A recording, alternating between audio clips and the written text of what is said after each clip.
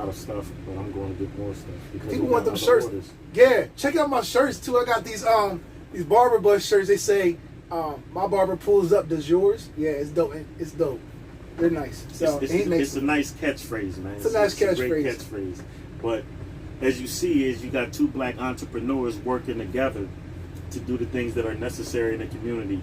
And for the younger demographic that's out here watching this, you don't always have to be a drug dealer or a stick-up kid or be in the streets to generate some type of revenue. You can do productive, positive things, legitimate and legal, and still be prosperous and productive in the community.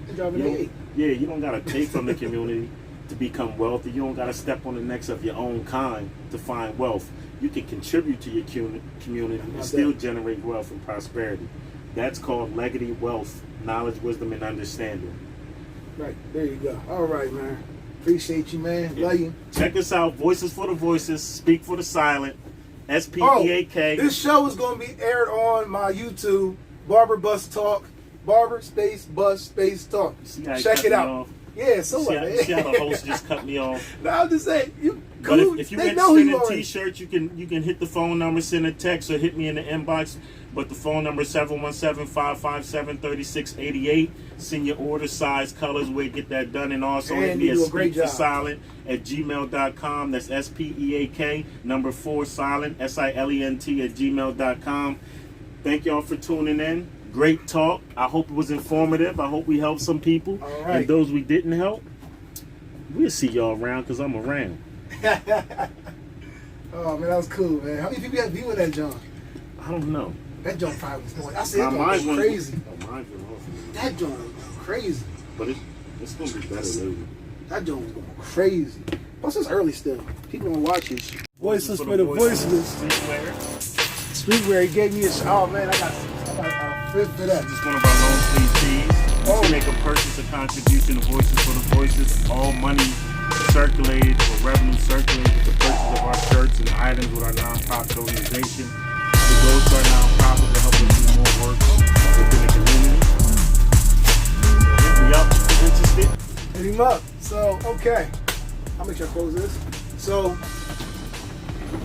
the last time we sat down and had a talk, it was a really, really good one.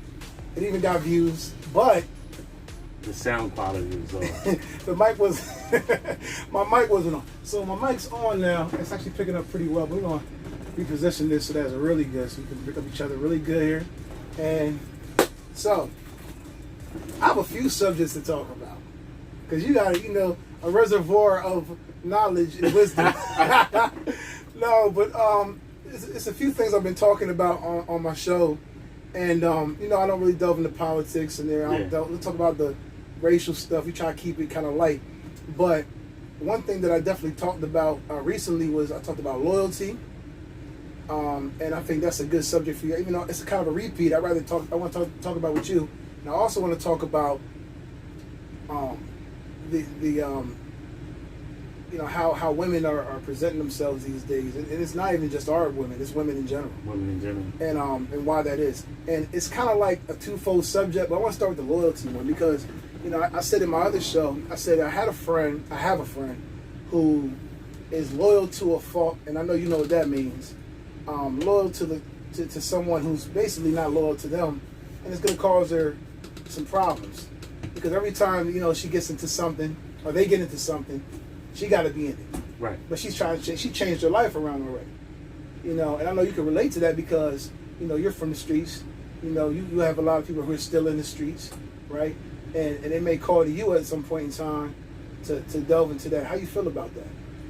Well, when it comes to situations like that, there's a limit to loyalty.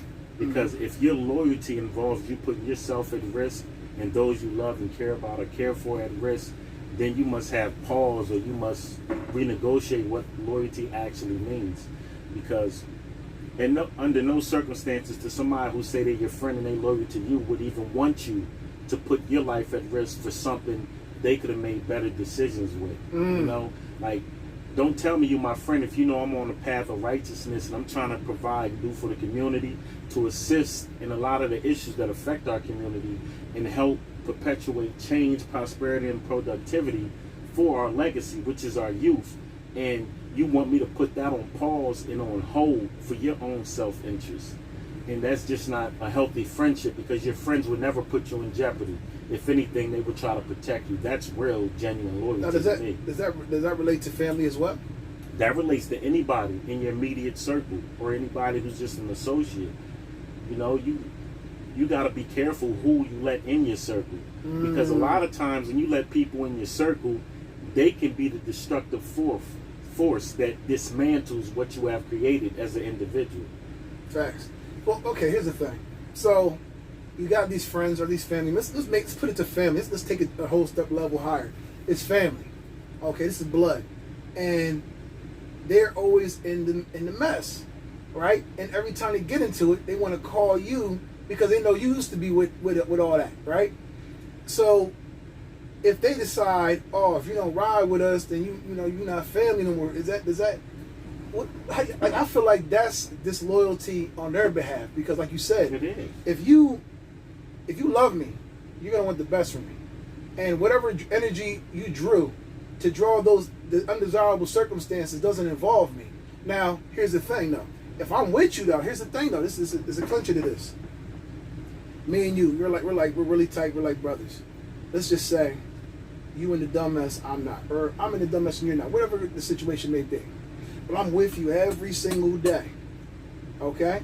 We're rocking together, we going out to party together, we doing all this stuff together. And something jump off, I gotta ride with you though. Because here's the thing. When I put myself around that scenario, I make myself party to whatever you into. Right. So like I feel like a lot of people, if you're trying to change, like I have a friend, a really close friend, also it's another friend who is trying to change, but he has that toe in there. And I keep trying to tell him, hey, you got to disassociate yourself with people that are doing things you don't want to do anymore. Right.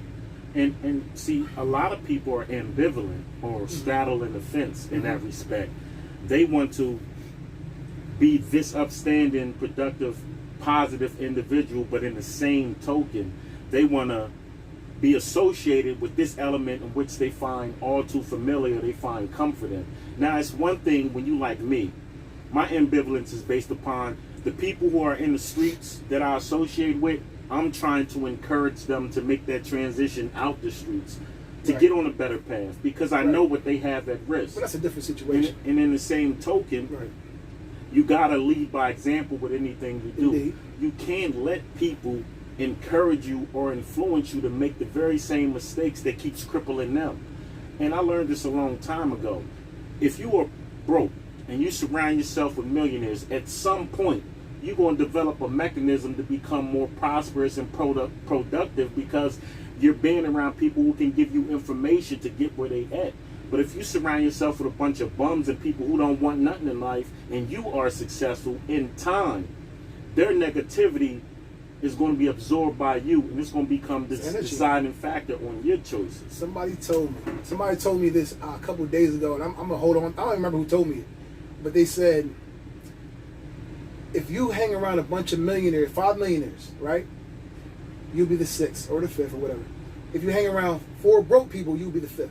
Absolutely. So, and that's a fact. So if you hang around, people that are doing other things that are undesirable or desirable, you're going to be the next one to engage in that activity, either by circumstance or because of association.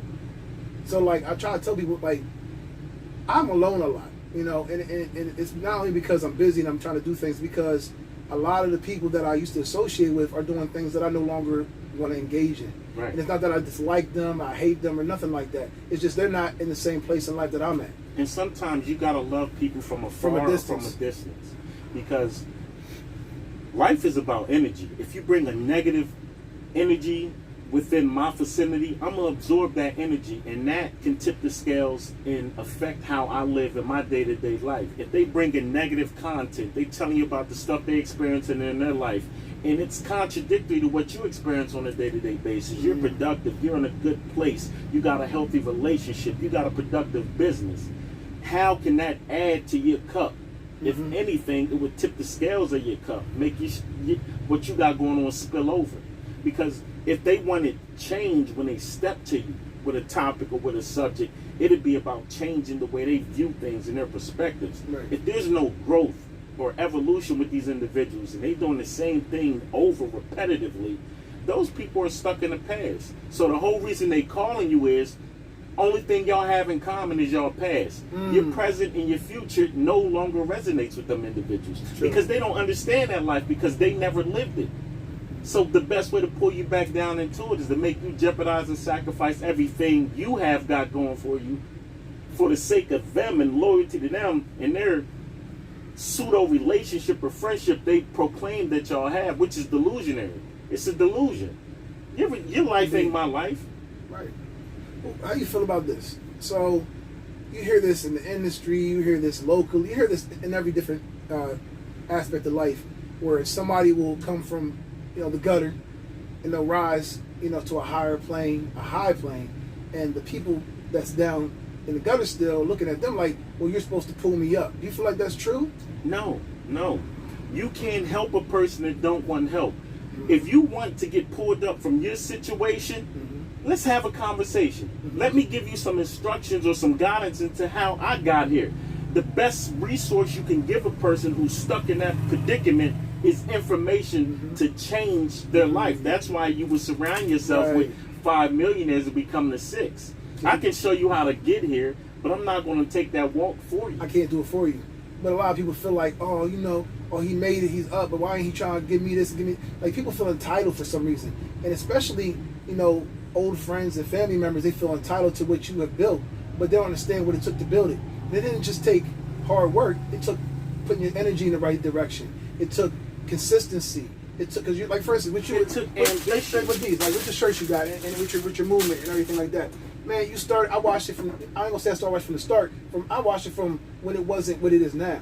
And I've seen you be consistent. And I always tell people, man, one thing about him, he's consistent. And eventually, if you're consistent, you will be successful. Yeah. That's a fact. And that's what anything you do, you'll be successful. I don't care what it is. I don't care if you're frying chicken, wiping tables off. If you could be a millionaire at anything. There's millionaire barbers, there's millionaire lawn care people, there's millionaire chicken fryers, pie makers. It doesn't matter what you decide to do, you can be successful. But you gotta be loyal to yourself and your energy, because I've called protecting my energy.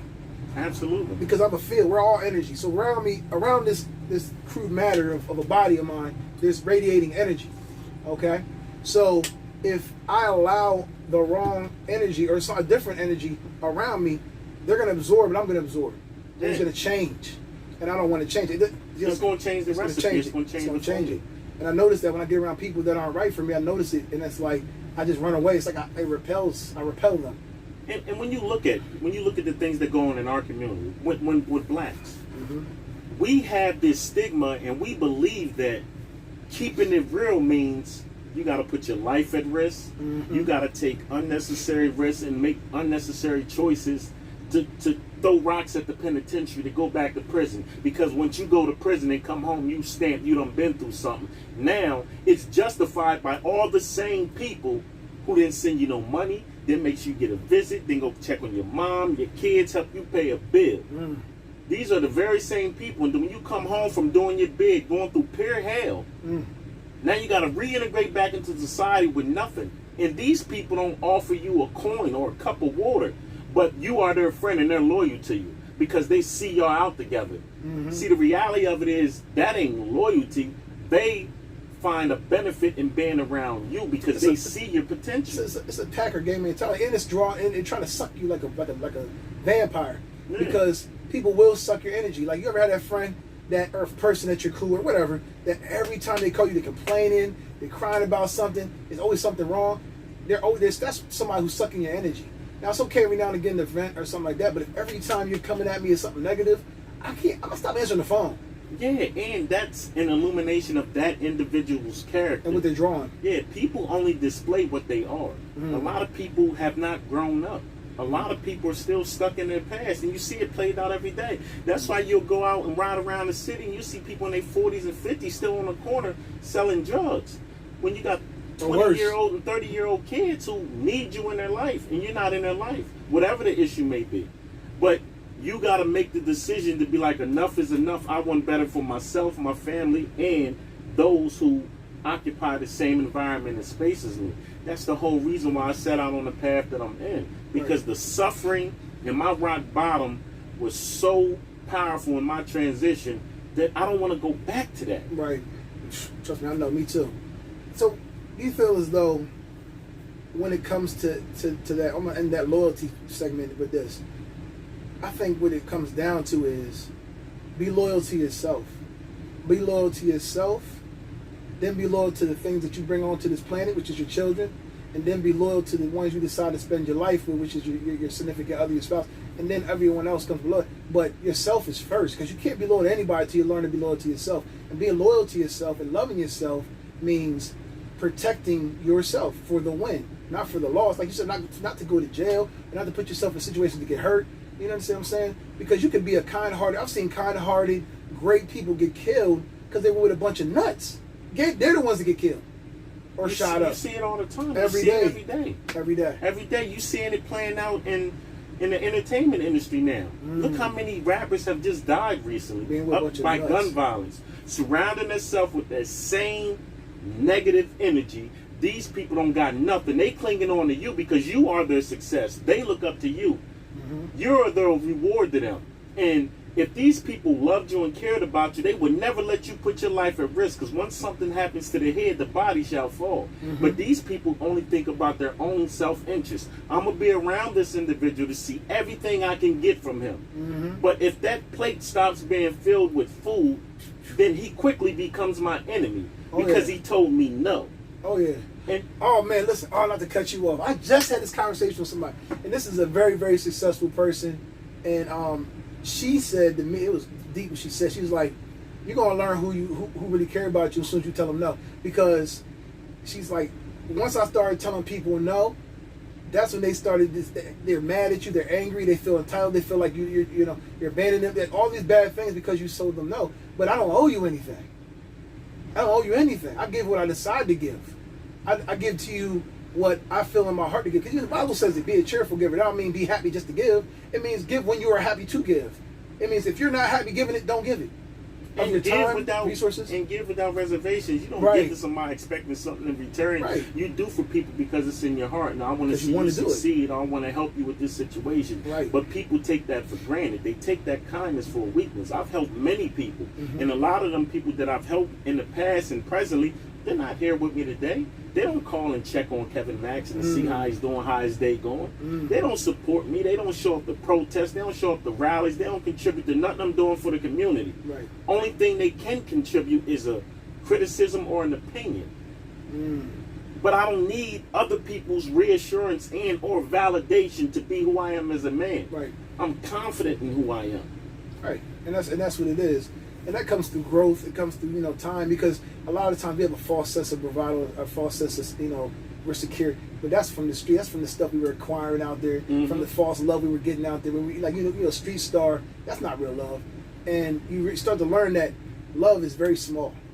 Love is very small. And it's only going to be a few people that really truly do love you unconditionally. And love is an action. You can tell a person you love them till you blow in the face. Unless your actions reflect that word, it's not sincere, it's not genuine, and it's not validated.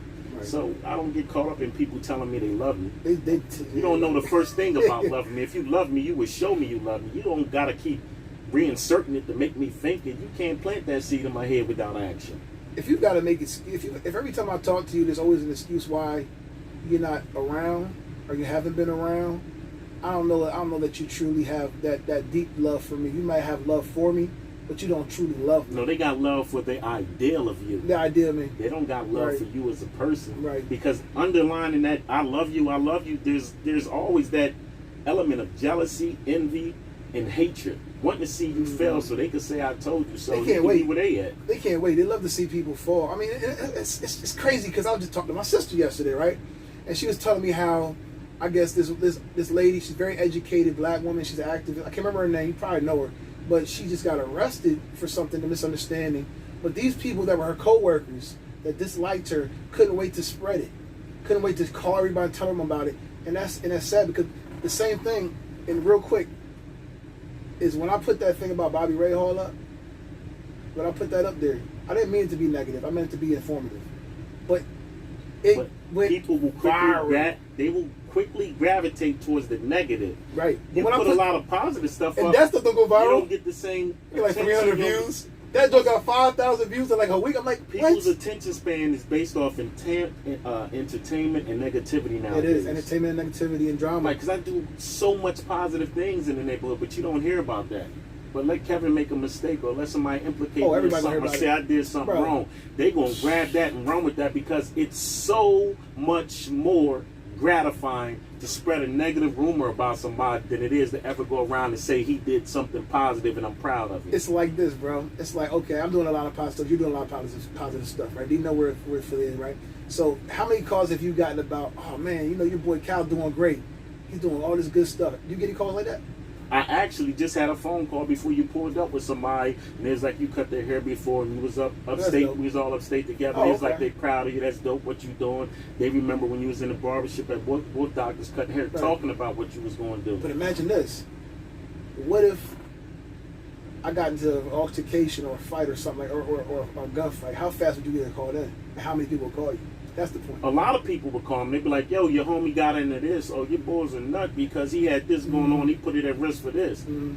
If you only gonna call me to say something negative, we don't have to have this conversation. I know, That's my my point. man. That's my point. You're not gonna have that Let's talk about- conversation with me about him. Because I might have had maybe 2 calls. I might have 2 calls. I can count them. 2 calls about the good stuff that you're doing. But every time something go wrong, it's always going to be a bunch of people trying to, and I don't like that. I don't like to hear it. I shut it out. You gotta expect that. You though. do, but I shut it out though. Anytime you in a position or on a platform where people are paying attention to your moves and everything Uh-huh. you do, and you make a mistake, they're gonna look for that mistake because now they can be like, "Hey, he's human." Well, yeah, you He's got to not be human perfect. though, and it's good He's to be human. imperfect. You know. You have to accept your faults because you know I make plenty of mistakes. I mean, I make mistakes each and every day. Yeah, I never set out to be perfect. I don't cut perfect hair. I just set out every time I wake up and I get dressed and I come out my door. I set out to give this day my best. Right. Go to sleep and wake up and try to give the next day my best, no matter what experience I may have throughout that day. Right. And with the situation with Dr. Tamika Campbell, like, I feel it was a bad situation all the way around the Oh, you know board. what I'm talking about? Yeah, I know what Oh, you're I talking about. knew you knew what I was talking about. She's not a bad person. No, She does she's a not. lot of stuff in the community. She's in that successful and situation, educated, and sometimes people hate that.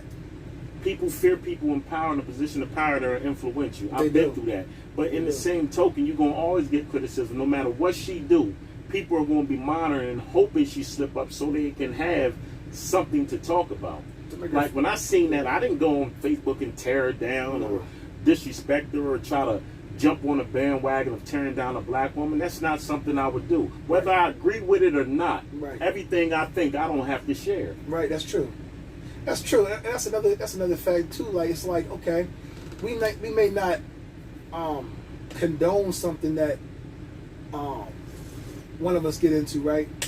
But we're not gonna highlight it because we should be highlighting the good stuff that we do. I got all this stuff going on. Why am I going to sit down here and kick any individual because they made a mistake or because something tragic happens to them? If anything, I would like to lend a hand and help that person if I can, if it's within my power, or if they Right. call on me.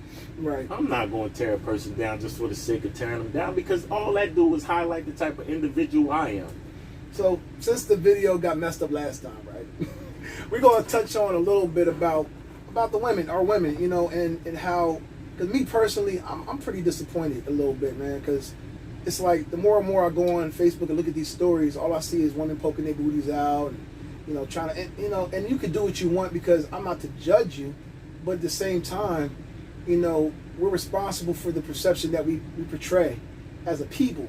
I think we have a more higher responsibility. And personally, me, when I see certain things I may not agree with, it's not my place to judge it. It's not my Right. place to give criticism. It's not my place to even formulate an opinion. Right. I don't know what that individual is going through. I don't have no understanding of why it is they feel confident in doing what they do. Right. But like once again, that's them. Right. Everything they do now would be reflective of their future. Right. So if these are considered mistakes by the vast majority of women out on Facebook or in society have dressed, her kids got to grow up under that. Now, whatever title you create for yourself, they gotta live with that Well, you because know, they're gonna be like, well, your mom's this, your mom's that. So a Your person kids are gotta cursed. think. Your kids are cursed with your sins, man. Absolutely. And one thing I'll say is, it's a thin line. I'm gonna say this first. I don't want to judge nobody for what they do. That's not my thing. But my thing is maybe enlightening a little bit as to how you're being portrayed and as to what the results of that are going to be. Because a lot of those same women are single and not because they want to be. And it's like they get these likes, they get people jumping in their inbox, they get all this attention, but that's not the type of attention that they want. Now, listen to what you said. They get this attention. Why do they think they need that attention? Why do they need that validation? Why do they need people to lust off them and tell them they're beautiful? Because something's missing here. There's a void. They're not secure. They're invulnerable. They've been in relationships that may have been abusive physically or mentally that deprive them of their total value of who they are. So the only way they can try to fill that void is generate some type of attention and some type of compliments that they don't get on a day-to-day basis. When people overcompensate for attention, 9 times out of 10 it's because they're being deprived something within their lives. And a lot of our sisters in our community are broken women.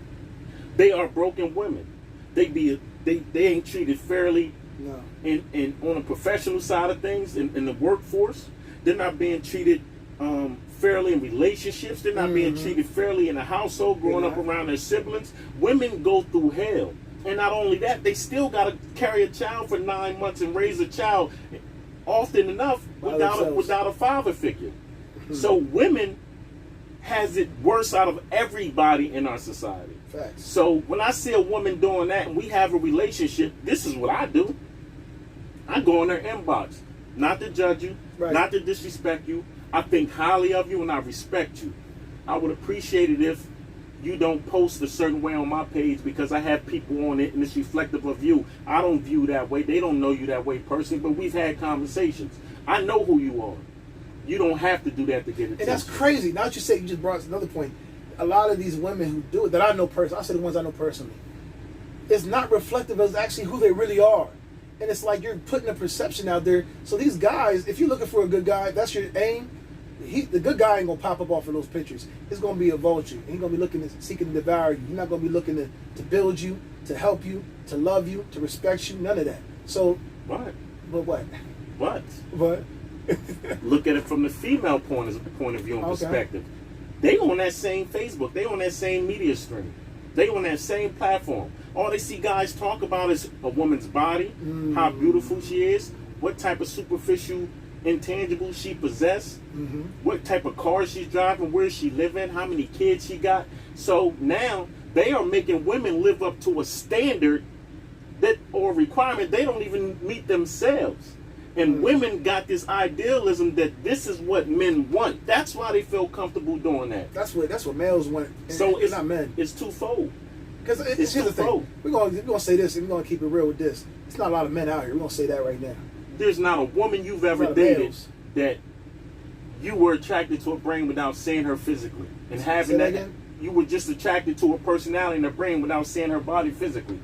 The physical attraction is the door opener and the icebreaker for any man. It's very visual. I'll admit that, but at the same time, I've had girlfriends that weren't the most aesthetically pleasing because of their personality, because that's what I'm looking for. Because there's a lot of beautiful women out there. Absolutely. But physically, but a lot of them are empty inside, or they don't have anything for me intellectually. And that comes the part of being a man. When you in a relationship, you may be in a relationship with a woman you think is straight confident, but you never know a person till you live with them. And upon living with them, you see everything. She starts to peel that onion back, and you realize, damn, now I understand why she felt the need for the makeup, the eyelashes, the wigs, the fingernails, the nice clothes, and the luxury automobile. Because women do things to attract men just as much men do things to attract women. Men don't get dressed and throw jewelry on, drive nice cars to please other men. No, they definitely don't. They do it to catch the attention of women. That's men true. don't go to the gym and work out to please men. They do it to attract a woman. That's very true. It's the same thing in the animal kingdom. Very true. It's the same way in the animal kingdom. Often enough, the female species of animals aren't the most eye-catching. No, the peacock is the male. The male species with all the colors, vibrant colors, the dances, the songs and stuff they sing are meant to attract the woman. Whoever's the loudest and the most beautiful attracts the female. The mane of the lion. And it has nothing to do with personality. That's facts. It has to do with the eye. The eye. You see what I'm saying? And it's the same thing in humanity. But So okay, let me ask you this. So you think, okay, let's change the trajectory of that. So let's say this. Let's say they do that. They showing their booty, they showing their body, and that's the way they hook the guy in, and then later they expose how great and wonderful they may be. Like, is that a good tactic? Or is that can. That's one of my clients. I hit him later. It can go both ways. Okay. You know, but as a man, I'm not gonna pass judgment. I gotta get this. We'll edit this a little in a minute. Hold on. That's why I put mine on Do Not Disturb. No, I do have the video one, but I forgot to put this one on. It's cool. Hello? I'll edit this out. Hey, what's up, bro? Hello? I'm shooting the show right now. What's up? Voices for the voice of the streetwear. Get y'all tees, y'all hoodies, y'all long sleeve tees. We got masks. Yeah. Every contribution goes to a happy birthday. nonprofit Let to me get you support right the inner after this city youth video, okay? with mentoring to help fight prison like reform. around 12. You gonna be ready? To help do all the essential things to help those in our community so we can rise above the poverty line and create a That'll narrative work. of prosperity and productivity. I'll hit you around one more. Voices for the voice of streetwear. All right, buddy. My bad, bro. Anyway, back had your little commercial, a little break, right? So, no, this doing. I mean, I might not even edit this. Just keep it real. But like, do you think that's a good tactic? Is that a good tactic to use? It's been that way since the beginning of time. Okay. Just think about it. How do women attract men? How do men attract women? It's always the same way. Mm-hmm. But is that all you offering now? Nah, because like I said, you never know a person till you get to know them. To meet them and deal with them and spend time with them. You never know, but you can't. It's funny though, because you know what? This happened to me actually. Somebody had a perception of based on that and got to know, like, man, she's nothing like that. And I was like, whoa. And it blew my mind actually a little bit because, you know, in the back of my mind, I mean, I ain't like wasn't talking bad about her or nothing to nobody, but back in my mind, like, I wouldn't talk to her because it made me feel like she was for the streets, but she really wasn't. Isn't that crazy? But on Facebook or any media platform, it's deceiving. It's very deceiving. You can make an illusion of what you think every guy wants to get the attention you need, so you can now hand pick and select the guy you want. It's a cat and mouse game. Indeed. Women know what they're doing. They're not slow. They know what they're doing. This is how they select their mate. So they might get like 30 dudes on the inbox, maybe more, and they just like, okay, no. Oh, he might be all right. Or it may be the guy that don't go in their inbox. It may be the guy that don't comment. It may be the guy that don't say nothing. And she like, dang, I got all these guys' attention. He don't say nothing. Why he ain't pursuing me? Now that might be a good tactic. That might be actually a good tactic. Like it goes hand in hand, but that's you never know that person's perspective. Okay. It's based upon how they do things to attract the man. Because if we ain't have social media, what would women do other than that? Go to the bars, go to the clubs, or go in places where they can bump into men they may be. To be seen. Or word of mouth. Yo, I heard dude is doing this or he's doing this. Man, he seems like a pretty good guy. So she's going to try to go into an environment where she knows you were there. To shoot her shot. And vice versa. Interesting. You know? Told you're a wealth of knowledge. I'll tell you what, man. You always learn something when you're dealing with Kevin Maxson, man. But nah, bro. So that was an interesting take, man. I appreciate you getting on the show. I gotta go get this money, man. As you should. And I appreciate you, man. You need a shirt too. I told you I need a shirt. Did you play the whole? Yeah, I asked her how much you need.